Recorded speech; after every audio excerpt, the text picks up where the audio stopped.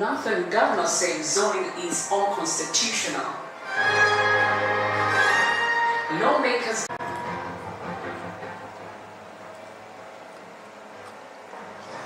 It's Tuesday, September 28, 2021. Good afternoon and welcome to the news, coming to you from Living Radio, the voice of truth.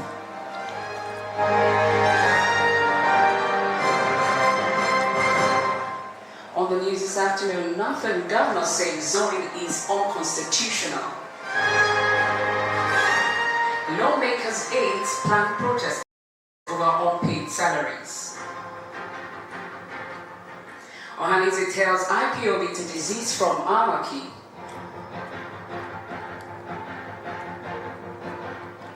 And on the foreign scene, top NGO presses Taliban to let women work in Afghanistan. To bring you details of this and other stories, I am Princess Josiah.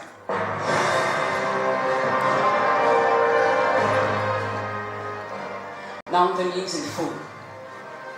The Apex Igbo Social-Cultural Organization, Ohaneze Igbo Worldwide, on Monday called on the proscribed indigenous people of Biafra and all the secessionist agitators in the southeast region to stop all forms of anarchy in the land and explore dialogue. The president of Ohaneze Igbo, Professor George Obiozo, on the occasion of the annual celebration of Igbo Day, appealed for a return of normalcy in Igbo land. According to him, IPOB leaders should take note of the danger and violence has posed in Igbo land, arguing that the southeast geopolitical zone must avoid being a race that has voluntarily chosen to perish in violence and insecurity. He said what is happening in Igbo land today in Imo, Anambra, Enugu, Abia and Ebonyi states are not liberation but destruction and devastation. Continuing, Obiazo said, urged the secessionist agitators to embrace dialogue and eschew violence. IPOB had pronounced a number of sit-at-home orders in the southeast since the beginning of August, threatening fire and brimstone and demanding the release of its embattled leader, Nnamdi Kanu, who has been in the custody of the Department of State Service since June 2021, and he is in court for terrorism-related charges. And away from that, the federal government says over 3.5 million doses of Pfizer vaccine expected from the United States as part of measures to ensure all Nigerians get vaccinated against the virus. Briefing reporters in Abuja, Chairman of the Presidential Steering Committee PSC on COVID-19, Boss Mustafa, said notable progress is being made in the area of vaccines. Mustafa said the PSC has taken note of the challenges raised by travelers who visit the National International Travel Portal in compliance with travel protocols. He lamented that some airport staff were not diligent in the discharge of their duties with respect to the quarantine procedure. Mustafa, who is also the secretary to the government of the Federation, explained that the authorities have conducted a necessary investigation into various reports received. And governors of the 9 states in the north have opposed the call by their southern counterparts that the presidency should be zoned to the south in 2023. This formed part of the resolutions reached on Monday when the governors held an emergency meeting with traditional rulers in the region at the government house in Kaduna State. Chairman of the Forum and Governor of Plateau State, Simon Long, read out the communique containing the resolutions on behalf of his colleagues. According to the governors, zoning the office of the president as being agitated by southern governors is against the provisions of the 1999 Constitution as amended. Governors of the northern states met with traditional rulers in the region in Kaduna State on September 27, 2021. Governor Lalong noted that although some northern governors have endorsed power shift to the south, the regional governors collectively condemned such calls. He also briefed reporters on the position of governors reporting regarding the lingering dispute between the federal government and states over the collection of value-added taxes. And still in federal government issues, in a bid to ensure a healthy workforce, The federal government has approved a national policy on food and nutrition. The senior special assistant to the president of media publicity, Malam Gabashehu, confirmed this when he briefed State House correspondents in Abuja. According to him, following the approval of the new policy, there will be budgetary provisions for food and nutrition in ministries, departments of agencies, MDAs of governments, and possibly in all tiers of government.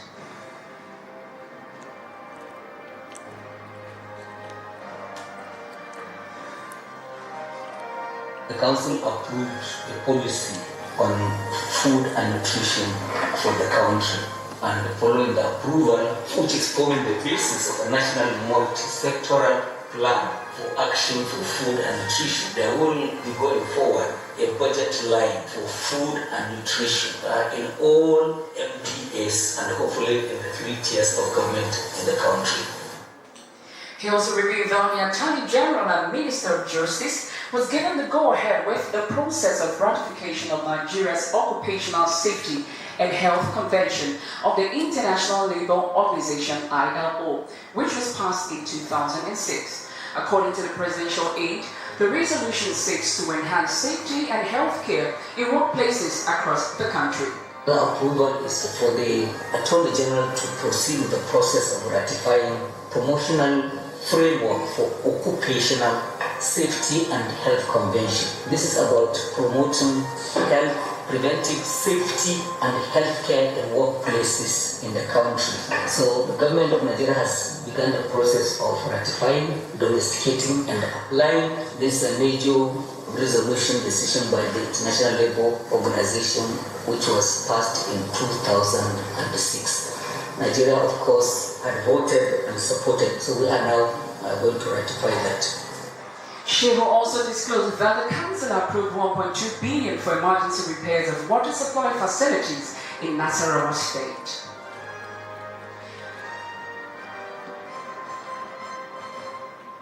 The plan by 8 members of the National Assembly under the auspices of salary arrears affected legislative aids to shut down the federal parliament has forced the management to increase security in and around the complex. Security was tight at the National Assembly complex on Monday as the entrances to the central lobby of the White House, which houses the chambers, was manned by sergeants at arms. The agreed aides had threatened to ground activities at the National Assembly from Monday over alleged non-payment of their salary arrears and allowances in 2019, amounting to 3.1 billion naira. While the Senate and the House of Representatives do not hold plenary on Monday, their members are expected to sit today till Thursday. It was gathered that personnel of the Nigerian Police Force, Department of State Service, and Nigerian Security and Civil Defense Corps have been deployed in strategic locations to complement the sergeants at arms. Going ahead, the Minister of Transportation, Mr. Rotimi Amechi, has mandated the concessionaire of Dala Inland Dry Port in Kano to establish a primary school in the community ahead of the commissioning in December. Amechi said this at a ceremony held in Kano State. According to him, during his last visit to the port, so many children were running after the convoy, indicating that they were out of school. He therefore directed the Nigerian Shippers Council to meet with concessionaire to ensure that this was achieved as a corporate social responsibility before the commission.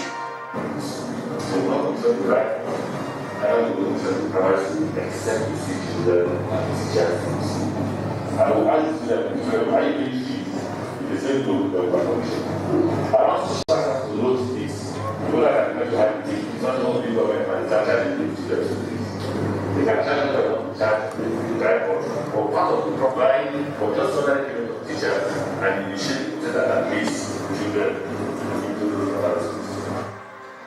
In his remarks, the Executive Secretary of the Council, Emmanuel Jime, confirmed that he had visited the port and construction was ongoing. According to him, the school will be ready by November before the commissioning. I have to really commend the way how the Honorable Minister is making this proposition, because it's clear to me that in the end, when corporate social responsibility is executed in a way that benefits the needed communities where facilities such as the dry port is located, it benefits everyone. Don't forget, unless and until we get the immediate communities to benefit from amenities that are introduced in the communities, in the end, you're likely going to have a security situation on your hands that will make it challenging and very, very difficult for those facilities to function. You're still listening to Living Radio, the voice of truth. Still to come on the news, we have business, foreign, sports, and weather update. Do stay tuned.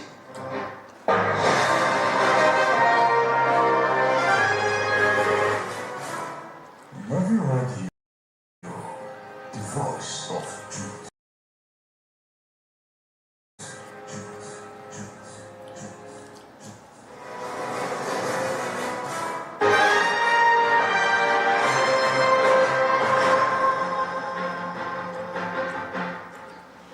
You're welcome back. Up next is business news. In business, the Nigerian National Petroleum Corporation spent a total of 905.27 billion naira on petrol subsidy in 8 months amid rising global oil prices. The latest data obtained from the corporation show, with the international oil benchmark Brent crude nearing $8 per barrel on Monday, the landing cost of imported petrol and subsidy expected to increase.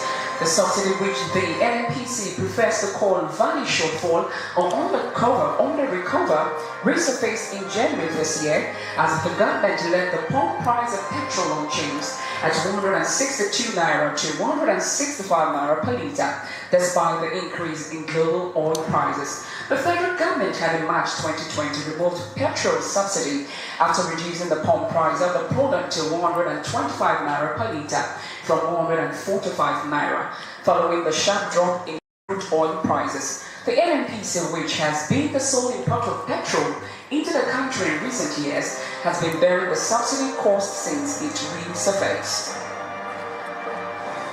And to our foreign news, on the foreign scene, the Taliban have basically agreed to let one of Afghanistan's biggest foreign aid organizations continue employing women, the group's head said, but told him it would take time.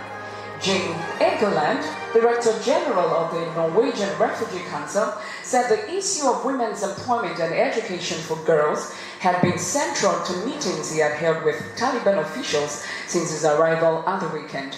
The NRC, which has operated for years in the improvised country, including in Taliban-controlled areas, would struggle to assist millions of needy people unless the Taliban allowed women to return to work for the group, he said. Almost a third of NRC's Afghan employees are women.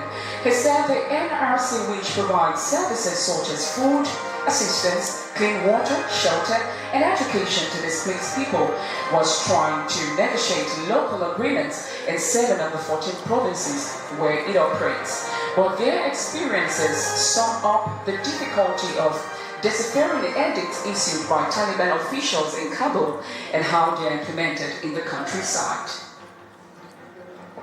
And now to sports. In the world of sports, Minister of Youth and Sports Development Solidari has described the Tigress 2021 FIBA Women's AfroBasket victory as a worthy Independence Day gift to Nigerians. Dari said this at a reception held in honor of the victorious team at the VIP lounge of the Mashood Abiola National Stadium, Abuja, on Monday.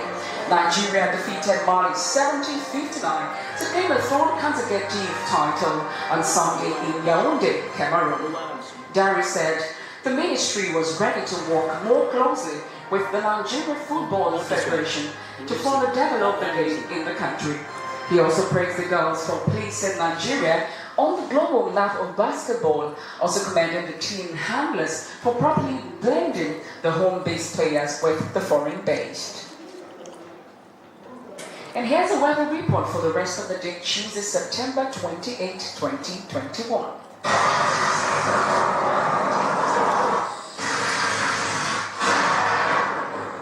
About the commercial hub center of Abia State will witness thunderstorms and cloudy condition at a temperature of 23 degrees Celsius. While Umuahia, the Abia State capital, will be cloudy at a temperature expected to be around 23 degrees Celsius. In Lagos, the Center of Excellence will witness thunderstorms at a temperature put at 25 degrees Celsius. While the capital of the country, Abuja, will witness a rainy night at a temperature of 20 degrees Celsius. The city of Port Harcourt will witness thunderstorms and a rainy evening at a temperature put at 22 degrees Celsius. In the Kenyan city of Calabar will witness a rainy night and a temperature expected to be around 24 degrees Celsius.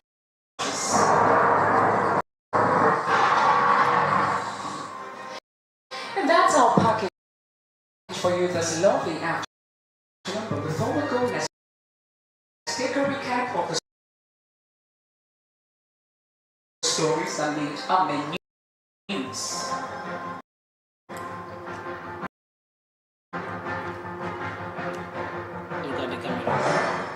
You heard in the news that governors of the 19 states in the north have opposed the call by their southern counterparts that the presidency should be zoned to the south in 2023.